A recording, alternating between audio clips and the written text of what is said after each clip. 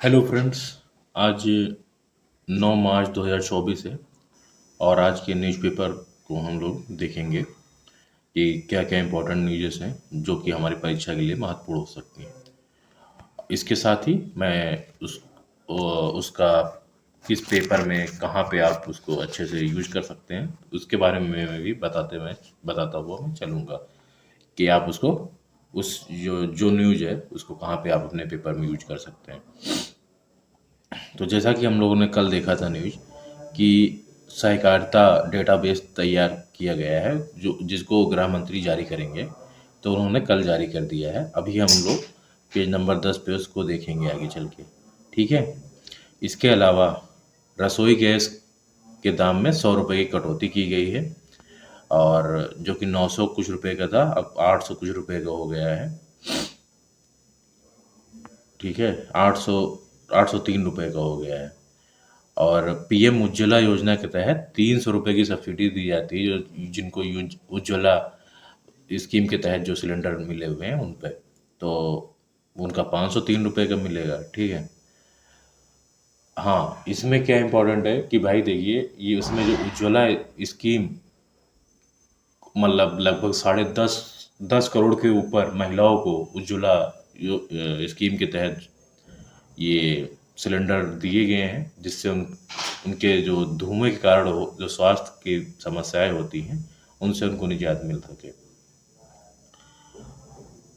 तो इसको आप महिला सशक्तिकरण या इंडियन सोसाइटी में यूज कर सकते हैं इस आंकड़े को कि जहाँ पे महिला संबंधित कोई प्रश्न पूछा जाता है या अपने ऐसे में यूज कर सकते हैं या सोशल इशू में भी जीएस पेपर 2 में आप इसको यूज कर सकते हैं। इसके अलावा एथिक्स पेपर में भी आप इसको यूज कर सकते हैं एज डेटा के कि 10 करोड़ से अधिक महिलाओं की जो धुएं से समस्या थी उससे निजात दिलाने के लिए ये उज्ज्वला स्कीम लागू की गई थी और 2016 में ये स्कीम शुरू की गई थी और 10 करोड़ से अधिक सिलेंडर बांटे गए हैं और उनको 503 रुपए की ही 300 रुपए की सब्सिडी दी जा रही है जो 2025 तक के लिए बढ़ा दी गई है।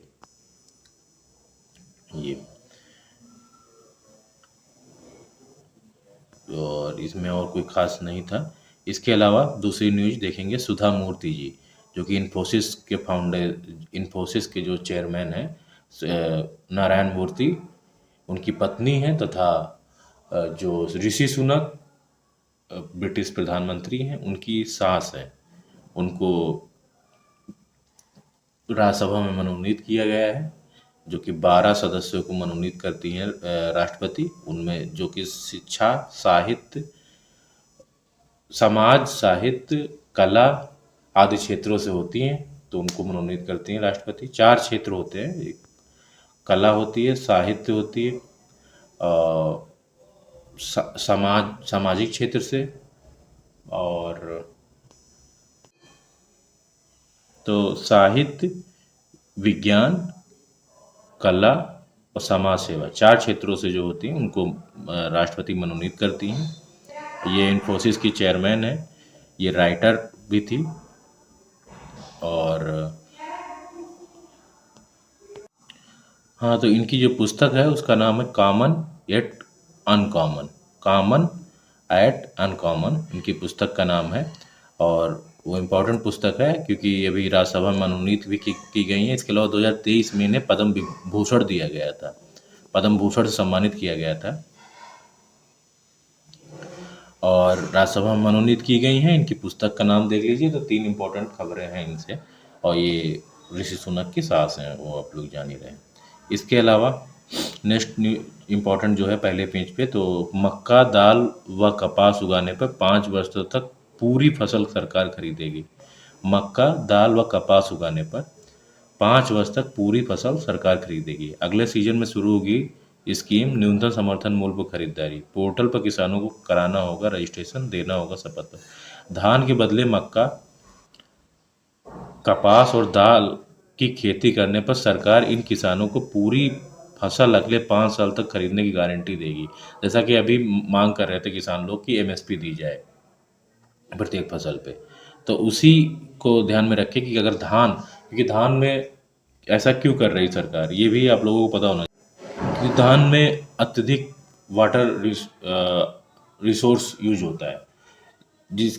उसके अलावा मक्का, कपास और दाल में इतना ज़्यादा नहीं यूज हो जाता है, और उस वो नकदी फसल है। दालों के उत्पादन से स्वास्थ्य भी बेहतर रहेगा। दाल हुए या मक्का हुआ, इससे बेहतरीन स्वास्थ्य, आपको स्वास्थ्य भी बेहतर होगा। इसके जैसा कि हम लोग देखते हैं कि नकदी फसल अगर जहाँ ज़्यादा होने लगती है वहाँ पे लोगों के स्वास्थ्य में गिरावट भी आती है। इसका मुख्य कारण ये है कि नकदी अ, जो हेल्दी फसल है या हेल्दी अनाज है वहाँ पे नहीं मिल पाता है। तो इसी को बढ़ावा देने के लिए, क्योंकि रिसोर्स कम यूज हो, वाटर रिसोर्स, और मक्का, कपास और दाल की अगर आप खेती करते हैं तो उसको सरकार अगले 5 साल तक खरीदने का आपको गारंटी दे रही है यहाँ पे। यह खरीदारी एमएसपी पर की जाएगी कि ये इसको देश भर में स्कीम लागू होगी। उन्होंने बताया कि धान की खेती से पानी का स्तर काफ़ी नीचे जा रहा है। मक्का, दाल और कपास खेती में पानी की खपत अपेक्षाकृत काफ़ी कम है। ठीक है। इन दिनों एथेनॉल बनाने के लिए मक्के की काफ़ी मांग है, इथेनॉल भी बनता है मक्के, और सरकार इथेनॉल निर्माण के लिए चावल का प्रयोग रोकना चाहती है। घरेलू स्तर पर दाल का उत्पादन खपत के मुकाबले कम होने से भारत में 2023 से में लगभग 39 लाख टन दालों का आयात किया गया है। आप लोग देख रहे होंगे दालें कितनी महंगी होती जा रही हैं, और इससे उपभोक्ता और किसान के बीच संतुलन भी कायम रहेगा। गोयल ने बताया कि सरकार का प्रयास है कि उपभोक्ता और किसानों के बीच संतुलन कायम रहे। उन्होंने बताया कि तभी उन्हें 1 लाख टन प्याज के निर्यात की छूट दी है। ठीक है। इसके अलावा नेक्स्ट खबर पे आते हैं। कल नेशनल क्रिएटर अवार्ड्स दिए गए, तो इसको मैं हम आगे देखेंगे, आगे अच्छे से इसमें दिया हुआ है। तो जैसा कि हम लोगों ने कल न्यूज़ देखी थी कि भारत मंडपम में प्रधानमंत्री नेशनल क्रिएटर्स अवार्ड देंगे। तो इसमें जया किशोरी जी, आरजे रौनक, रणवीर इलाहाबादिया और अंकित बेनियानपुरी को नेशनल क्रिएटर्स अवार्ड दिए गए हैं कल।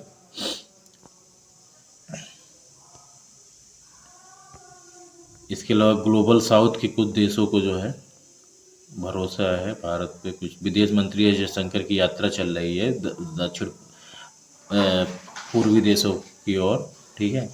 इसके अलावा हम लोग देखेंगे दूसरा पेज जो कि दिल्ली स्पेशल के लिए, तो उसको छोड़ते हैं हुए नेक्स्ट पेज पे जाते हैं। रूसी सेना में जो भारतीयों को स्वदेश ला जो रूसी सेना में, जैसा कि हम लोगों ने एक दो दिन पहले न्यूज में देखा था कि कल ही शायद न्यूज में देखा था कि भारतीयों को रूसी सेना में शामिल किया जा रहा है यूक्रेन के विरुद्ध युद्ध लड़ने के लिए।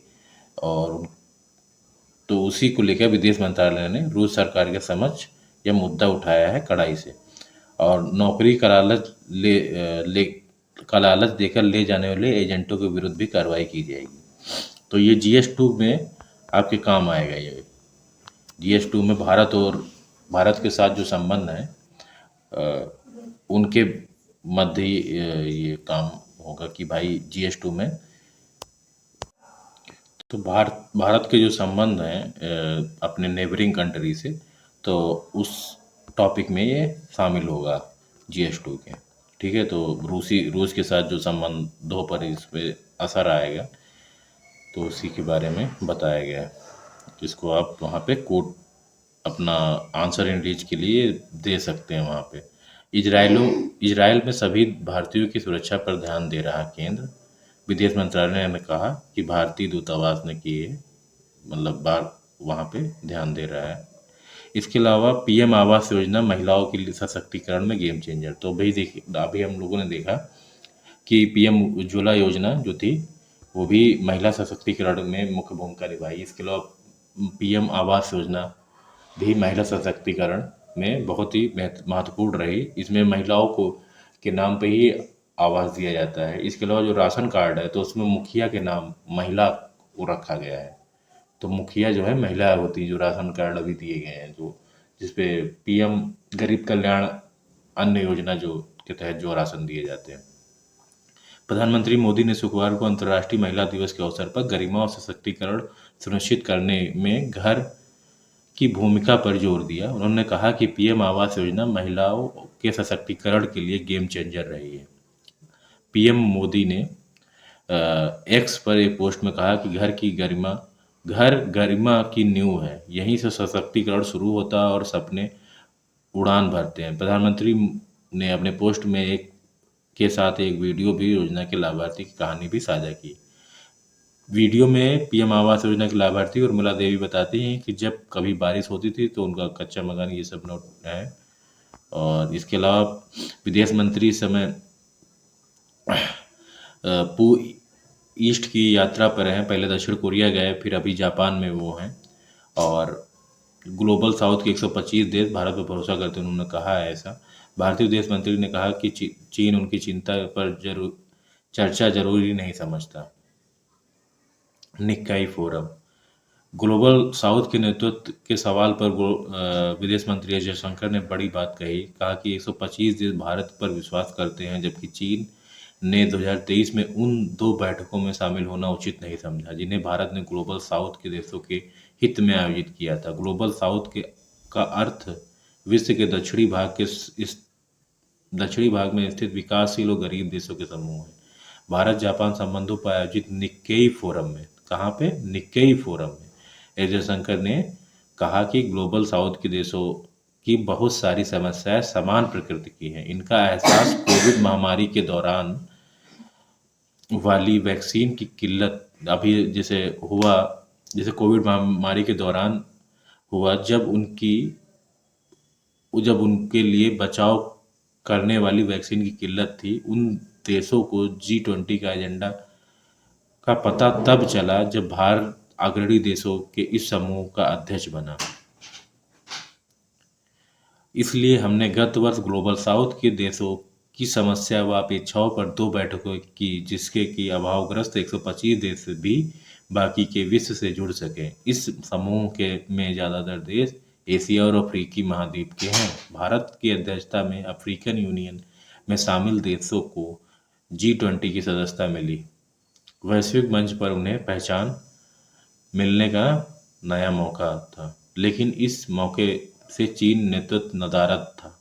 वैश्विक नेताओं की मौजूदगी वाले कार्यक्रम में राष्ट्रपति शी जिनपिंग नहीं आए। उन्होंने पीएम क्यांग को भेजकर G20 के महत्व को कम आंकने की कोशिश की।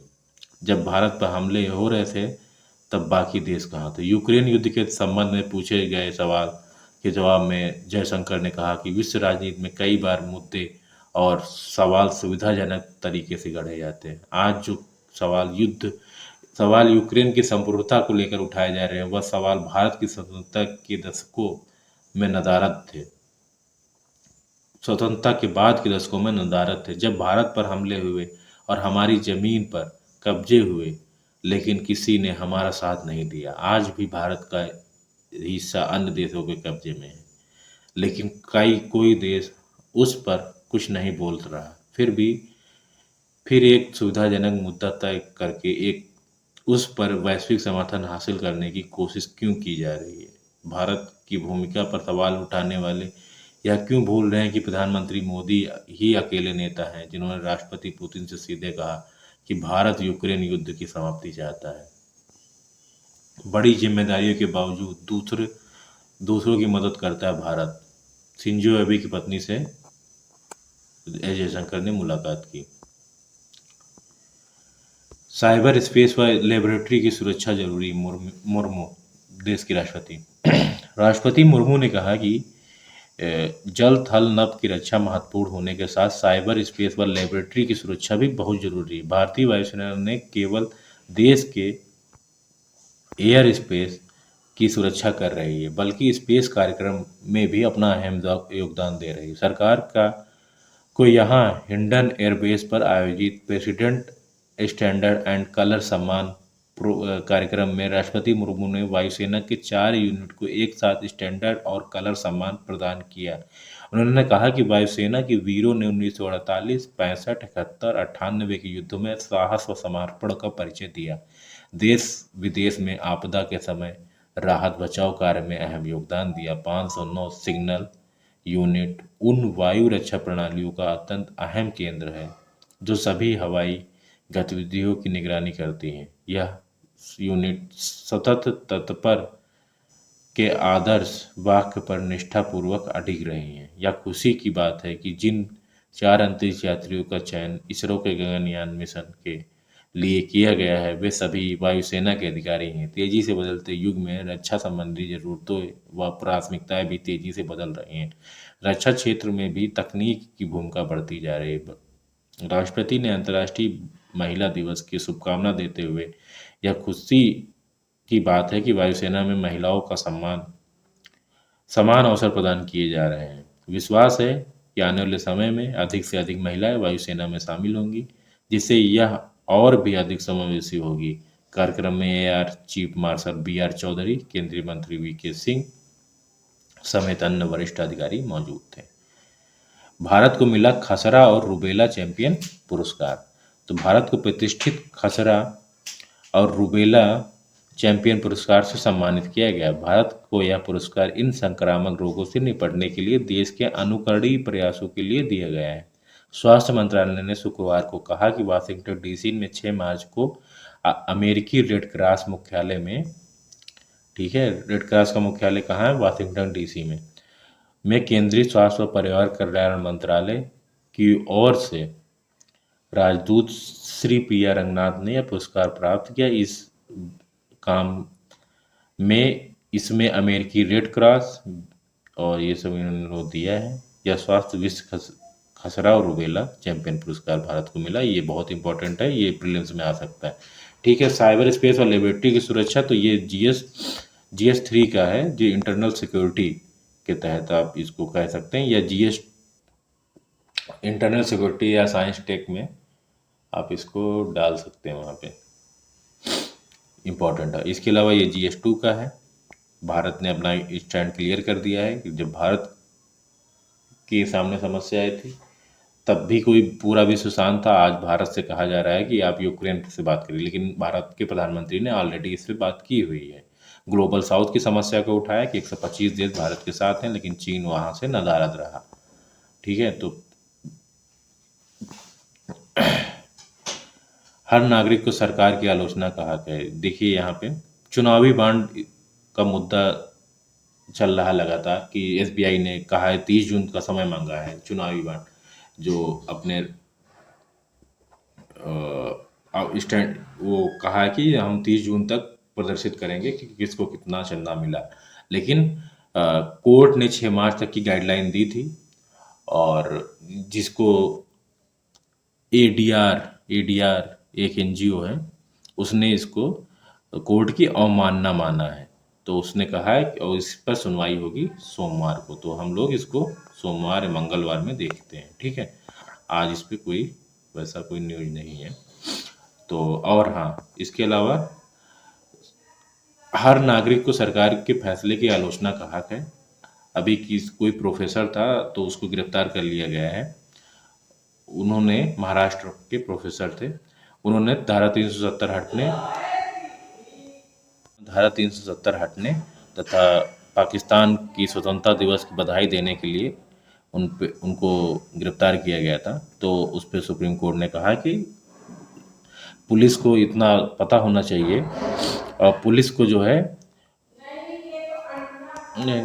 सुप्रीम कोर्ट ने कहा है कि पुलिस को इस विषय में पता होना चाहिए और उनको सिखाया जाना चाहिए कि भाई क्या होती है अभिव्यक्ति की स्वतंत्रता, और पुलिस को अभिव्यक्ति की स्वतंत्रता के बारे में शिक्षित करना होगा।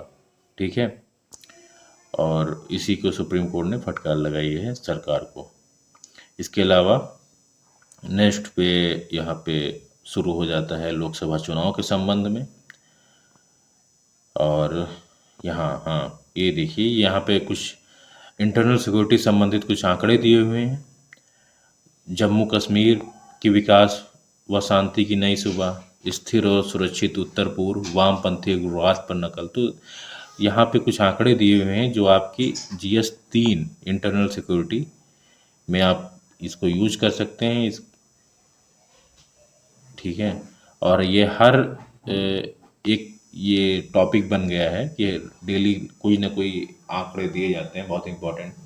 इससे पहले अभी हमने कल देखा कि महिलाओं पे दिया गया था महिलाओं की योजनाएं दी गई थी और क्या क्या सशक्तिकरण हुआ महिला सशक्तिकरण के बारे में। इसके पहले हम लोगों ने ऊर्जा पे देखा, डिजिटल इंडिया पे देखा और आज आंतरिक सुरक्षा का स्वर्णकाल, जो कि प्रधानमंत्री मोदी की उपलब्धियों को लगातार एक डेली का डेली एक एक टॉपिक दे रहे हैं। तो यहाँ से आप आंकड़े ले सकते हैं, जैसे कि आतंकी घटनाएं में 69% की कमी आई है, हिंसा में आम नागरिकों की मृत्यु में 81% की कमी आई है और सुरक्षा बलों की जवानों की मृत्यु में 46% की कमी आई है। और 2022-23 में 2 करोड़ से अधिक रिकॉर्ड पर्यटक जम्मू कश्मीर पहुंचे। ठीक है। पंचायत और ब्लॉक विकास परिषद बीडीसी के चुनाव सफल कराकर जमीनी स्तर पर लोकतांत्रिक संस्थाओं को मजबूत किया जम्मू कश्मीर में।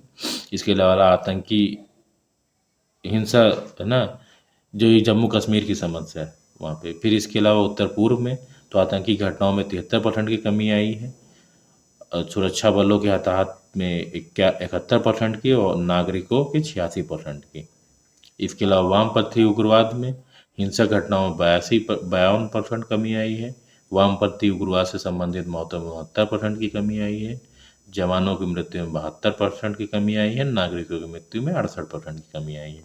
तो इन आंकड़ों को आप वहाँ पे यूज कर सकते हैं। महिलाओं को मत का अधिकार प्रदान करने में भारत रहा आगे, तो इसमें कुछ महिला मताधिकार से संबंधित कुछ इतिहास दिया हुआ है, उसको आप देख सकते हैं। इसके अलावा बाकी तो सब न्यूज इलेक्शन से हैं जो यूजफुल नहीं अपने एग्जामिनेशन के लिए, और कोई मतलब नहीं यहाँ पे। हाँ, तो हम लोग इस आर्टिकल को देखेंगे। ये पर्यावरण स्वास्थ्य मंत्री जो मनसुख मांडविया है, वो विकसित भारत के संकल्प को उन्होंने संबंधित एक आर्टिकल लिखा है, तो उसको देखते हैं। वर्ष 2047 तक विकसित भारत का संकल्प देश के सामने रखते हुए 15 अगस्त 2023 को स्वतंत्रता दिवस के संबोधन में लाल किले की प्राचीर से प्रधानमंत्री मोदी ने कहा था कि 2047 के सपने को साकार करने का सबसे बड़ा स्वर्णिम पल आने वाले 5 साल हैं और अगली बार 15 अगस्त को इस लाल किले से मैं आपको देश की उपलब्धियां, आपके सामर्थ्य, आपके संकल्प, उसमें हुई प्रगति, उसकी जो सफलता और उसका गौरवगान, उससे भी अधिक आत्मविश्वास के साथ आपके सामने प्रस्तुत करूंगा। मोदी जी ने बतौर प्रधानमंत्री अपने लगभग 1 दशक के कार्यकाल में जो भी कहा है उसे उन्होंने पूरा किया है। यही कारण है कि वे देश के लोग प्रधानमंत्री की कही हुई बातों को मोदी की गारंटी मानते हैं। मोदी जी ने जब लाल किले की प्राचीर से विकसित भारत बनाने की संकल्प रखा तो इसमें उन्होंने सहभागिता की भी बात की। उन्होंने यह भी कहा कि विकसित भारत के निर्माण के लिए हमें अपने जन कल्याणकारी योजनाओं को सैचुरेशन मोड में आगे ले जाना होगा। इसके लिए मोदी जी ने 15 नवंबर 2023 को झारखंड में विकसित भारत संकल्प यात्रा की शुरुआत की। 15 नवंबर 2023 को विकसित भारत संकल्प यात्रा की शुरुआत की। हमारा संकल्प विकसित भारत के मूल मंत्र के साथ इस यात्रा के दौरान मोदी की गारंटी वाली गाड़ी गांव-गांव तक गई और विभिन्न सरकारी योजनाओं का लाभ उन योजनाओं के लाभार्थियों तक पहुंचाने का काम किया। साथ ही कई बीमारियों के लिए बड़ी संख्या में लोगों की स्क्रीनिंग की। बहुत बड़ी संख्या में माई भारत वॉलंटियर बनाए और ड्रोन का प्रदर्शन करके देश की कृषि को तकनीकी आधारित बनाने की दिशा में रचनात्मक प्रयास किया। हालांकि जब इस यात्रा का शुभारंभ मोदी जी ने किया तो उस समय हमेशा नकारात्मक राजनीति करने वाले विपक्षी नेताओं ने इस यात्रा की सफलता पर सवाल खड़े किए थे। लेकिन मोदी जी ने के नेतृत्व और देश के जन जन का विकसित भारत के निर्माण के प्रति संकल्प ने विकसित भारत संकल्प यात्रा एक सफल यात्रा बना दिया। 15 नवंबर 2023 से 3 मार्च 2024 तक विकसित भारत संकल्प यात्रा देश के 35 राज्यों। कब तक चली विकसित भारत संकल्प यात्रा, ये आप ध्यान रखिए।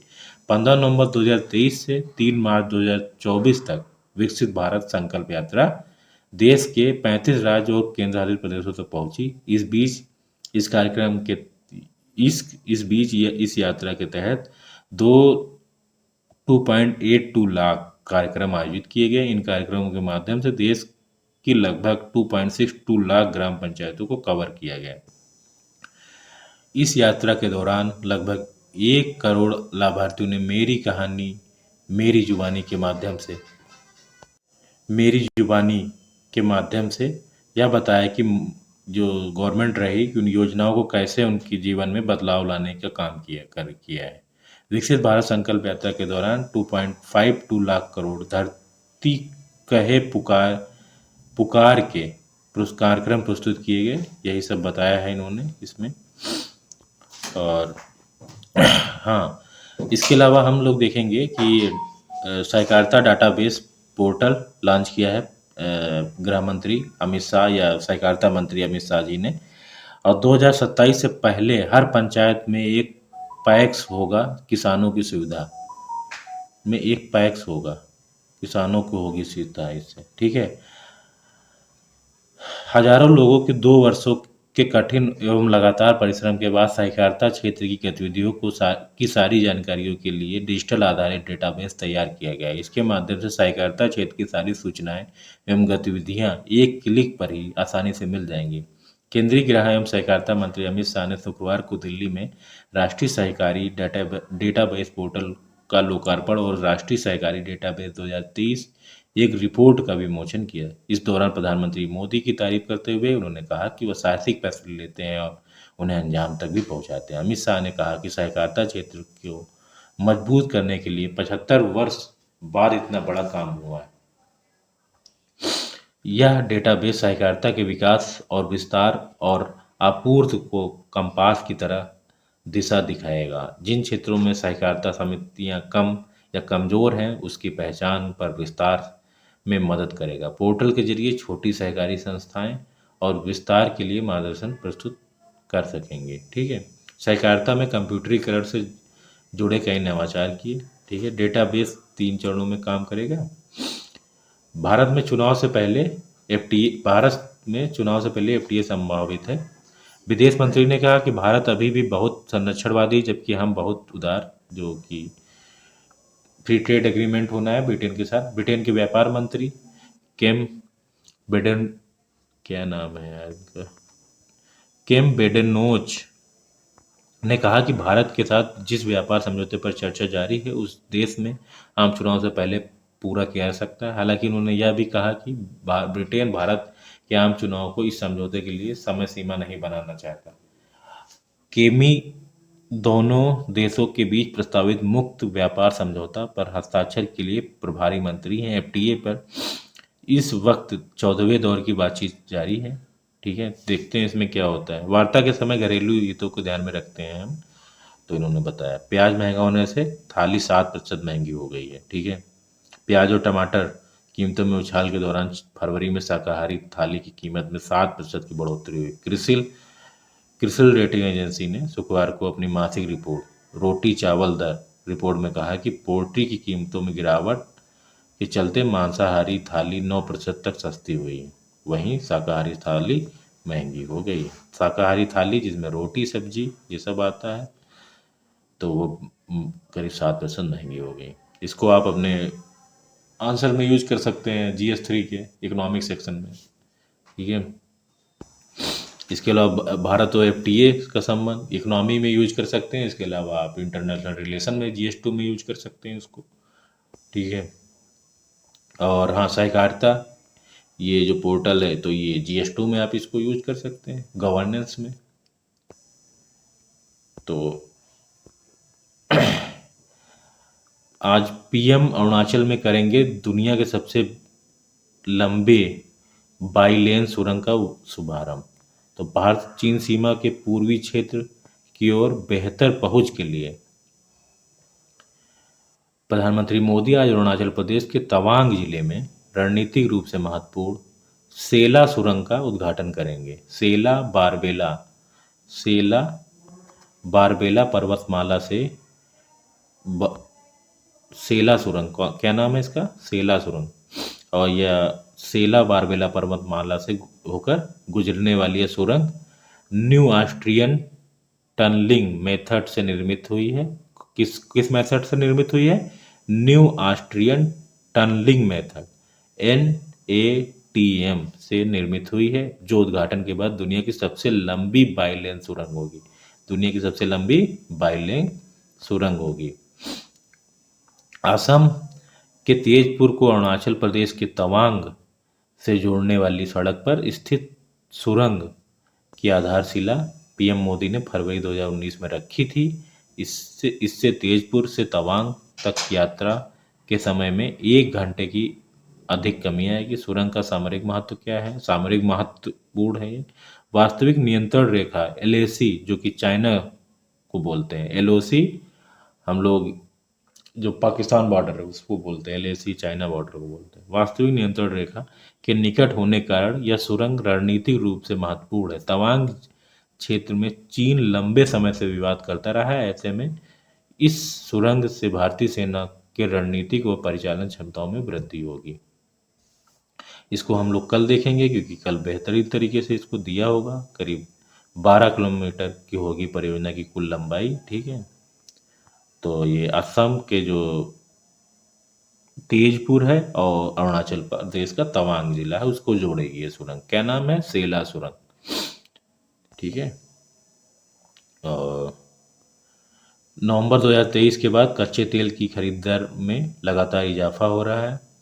सरकार की तरफ से प्रकाशित आंकड़ों को ही देखें तो नवंबर 2023 के बाद से भारत ने जिस दर से कच्चे तेल को खरीदा है उसमें लगातार इजाफा हो रहा है। एक रिपोर्ट के मुताबिक रूसी तेल के लिए छूट कम होने के बाद रिफाइनर्स ने सऊदी अरब और संयुक्त अरब अमीरात से अधिक कच्चा तेल खरीदा है। अक्टूबर में भारतीय बाजार में रूस की हिस्सेदारी 9 महीने में सबसे कम हो गई है। नवंबर 2023 में भारत का औसत क्रय मूल्य $83.46 प्रति बैरल था। इसके बाद 2023 में $70.42। जनवरी 2023-24 में ये सब आंकड़े दिए हुए हैं, तो अभी तो बढ़ गई है। ठीक है, खरीद दर। और इन्फोसिस, इसके अलावा G4 देशों की ओर से भारत ने पेश किया UNSC में सुधार का मॉडल। ठीक है, भारत हमेशा सुरक्षा परिषद में सुधार की मॉडल के लिए हमेशा बात करता रहता है और संयुक्त राष्ट्र सुरक्षा परिषद में सुधार की मांग लगातार उठाता रहा है भारत। अब उसने G4 देशों की ओर से सुरक्षा परिषद में सुधार का विस्तृत मॉडल प्रस्तुत किया है। इसमें स्थायी सदस्यों के साथ अस्थायी सदस्यों की संख्या बढ़ाकर परिषद को अधिक लोकतांत्रिक और समावेशी बनाने की सिफारिश की गई है। साथ ही वीटो के प्रयोग में लचीलेपन की जरूरत बताई गई है। संयुक्त राष्ट्र में भारत की स्थायी प्रतिनिधि रुचिरा कंबोज ने गुरुवार को, नाम याद रखिएगा इनका, पूछ सकते हैं, संयुक्त राष्ट्र में भारत की स्थायी प्रतिनिधि कौन है? तो रुचिरा कंबोज है, ने गुरुवार को governmental negotiations on security council reform में भाग लेते हुए कहा कि यूएन अगले वर्ष अपना 80वां वर्षगांठ मनाने जा रहा है। ऐसे में काफ़ी समय से लंबित विषय पर ठोस प्रगति मील का पत्थर साबित होगी। कंबोज ने ब्राज़ील, जर्मनी, जापान और भारत की ओर से, तो ये G4 सदस्य कौन कौन से हैं जिन्होंने मुद्दा उठाया है? तो ब्राज़ील है, जर्मनी है, भारत है और जापान है, से चर्चा और अंतिम सहमति के लिए G4 मॉडल प्रस्तुत किया। ठीक है, प्रस्ताव का उद्देश्य संयुक्त राष्ट्र का विस्तार कर अधिक समर्थन हासिल करना। G4 मॉडल में सुरक्षा परिषद की संख्या, मौजूदा संख्या 15 से बढ़ाकर 25-26 करने का प्रस्ताव रखा गया है। भारत के पड़ोसियों को खाद्य सुरक्षा का भी रखता है ध्यान। भारत पड़ोसियों की खाद्य सुरक्षा का रखता है, तो इसको बोला है IWF, international world forum, India water foundation के अध्यक्ष। ठीक है, चीन की चुनौती के बीच भारत से साझेदारी कर रहे मजबूत, बाइडेन बोले। महसा अमीनी की मौत के लिए ईरान जिम्मेदार। संयुक्त राष्ट्र की एक रिपोर्ट में कहा गया है कि जो महसा अमीनी थी, जो ईरान की जो फेमिनिस्ट थी, उनके लिए जो है ईरान जिम्मेदार है। और इनको, हाँ, महसा अमीनी के बारे में एक चीज़ और याद रखिएगा, इनको अभी यूरोपीय यूनियन का सखारोवा पुरस्कार मिला है हुआ है। ठीक है, तो महसा अमीनी को EU का, यूरोपीय यूनियन का सखारोवा पुरस्कार मिला। इसके अलावा यहीं की फेमिनिस्ट हैं, यहीं की फेमिनिस्ट हैं ईरान की ही, नरगिस मोहम्मदी, जो कि जेल में है। उनको नोबेल प्राइज दिया है, पीस का नोबेल प्राइज दिया गया है, ठीक है, इस बार का। तो महिसा अमीनी और नरगिस मोहम्मदी, जो कि ईरान की ही हैं दोनों, और एक को जो महिसा अमीनी है उनको सखारोवा पुरस्कार मिला है, और नरगिस मोहम्मदी को नोबेल का पीस प्राइज मिला हुआ है, ठीक है। तो इन चीज़ों को आप देखना। हिजाब पहनने को लेकर वही विवाद था, उसमें महिसा अमीनी की मौत हुई थी। एआई की गंभीर खतरों को उजागर कर रही ट्रंप की डीप फेक तस्वीर, तो ठीक है। आसिफ अली जरदारी दूसरी बार राष्ट्रपति बन सकते हैं वहाँ के। अमेरिका दक्षिण कोरिया के सैन्य अभ्यास के जवाब में उत्तर कोरिया ने भी गोले दाग दिए। इसके अलावा स्पोर्ट्स से न्यूज कोई, हाँ, फ्रेंच ओपन के सेमीफाइनल पहुंच गए हैं सात्विक और चिराग शेट्टी, जो पुरुष युगल के, ठीक है। और फिर इसके अलावा हाँ, यहाँ पे ये चीज़ें हम देखना था यहाँ पे। ये क्रिएटर्स अवार्ड दिए गए हैं कल। तो प्रधानमंत्री मोदी ने जय किशोरी को best creator for social change award प्रदान किया है, ठीक है। इसके अलावा रणवीर अलाहाबादिया को the disruptor of the year award से सम्मानित किया गया, the disruptor of the year. RJ Raunak को बेस्ट क्रिएटर क्रिएटिव मेल का अवार्ड दिया गया है, आरजे रौनक को। इसके अलावा स्वच्छ भारत अम्बेसडर सम्मानित मल्हार 2017 से हर हफ्ते सफाई का अभियान चलाते हैं, तो इनको मल्हार कलाम्बे को भी दिया गया है। इसके अलावा best travel creator award Kamiya जानी को दिया गया है। श्रद्धा जैन को बेस्ट क्रिएटर क्रिएटिव फीमेल का अवार्ड दिया गया है, ठीक है। अंकित बयानपुरी को फिटनेस के लिए best health and fitness creator का अवार्ड दिया गया है। टेक में गौरव चौधरी को दिया गया है, जिनको टेक्निकल गुरुजी बोलते हैं। मैथिली ठाकुर को cultural ambassador of the year award दिया गया है, ठीक है। जानवी सिंह को हेरिटेज फैशन आइकन अवार्ड सम्मानित किया गया। तो ये कुछ पहले क्रिएटर्स अवार्ड प्रदान किए गए हैं, जो कि भारत मंडपम में प्रदान किए गए और प्रधानमंत्री मोदी के द्वारा इनको दिया गया है। और बाकी तो इधर कोई है नहीं। सौर ऊर्जा संचालित वायरलेस सेंसर को मिला पेटेंट। लंबे कंटेंट को शेयर करने के लिए एक्स ने शुरू किया आर्टिकल सुविधा। लंबे कंटेंट के लिए आर्टिकल सुविधा, नई नई चीज़ें ला रहे हैं एलन मस्क एक्स पे। इसके लिए जलवायु संकट को उजागर करने के लिए अमिताभ घोष को इरासमस पुरस्कार। तो एक भारतीय लेखक अमिताभ घोष को कौन सा, इनको साहित्य भारतीय साहित्य पुरस्कार भी मिल चुका है अंग्रेजी लेखन के लिए। तो भारतीय लेखक अमिताभ घोष को जलवायु परिवर्तन के वैश्विक संकट को सामने लाने के लिए प्रतिष्ठित इरासमस पुरस्कार 2024 से सम्मानित किया गया है, ठीक है। इरासमस पुरस्कार भी इनको मिला हुआ है, तो ये याद रखिएगा, इंपॉर्टेंट है प्रीलिम्स के लिए आपको। इसके अलावा बाकी आज का न्यूज़पेपर यहीं पे ख़त्म हो गया है। जो भी थे इम्पोर्टेंट न्यूज़ थी मैंने उनको कवर किया। कहाँ पे आपको यूज कर सकते हैं उनको, वो उसको भी मैंने आपको बताने का प्रयास किया है, ठीक है। चलिए फिर आज यहीं पे रोकते हैं। ओके, धन्यवाद।